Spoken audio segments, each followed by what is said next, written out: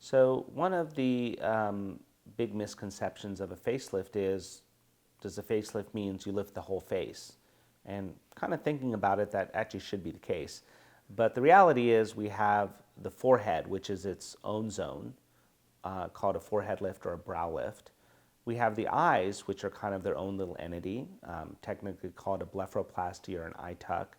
And then we have the rest of the face. And I think the rest of the face, which specifically is the cheek, jowls, and neck, are generally what people refer to when they say facelift.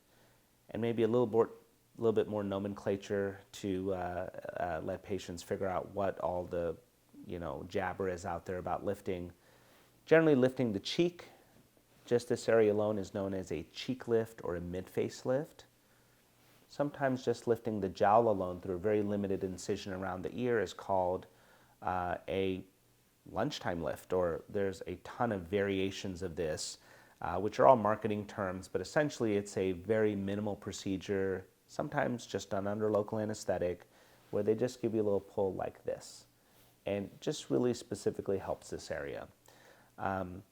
Works, but in all reality, if this is going, everything else is going to follow soon afterwards, and I don't think patients are doing themselves a favor, because invariably this lift tends to fall pretty quickly within a year or two, and then suddenly everything else goes, and that great deal everybody thought they got suddenly is not so great of a deal because you got to do it all over again, and generally for more money, because you really figure out that, well, I really should have gotten a proper facelift, not one of these quick, easy, budget sort of deals under local anesthetic.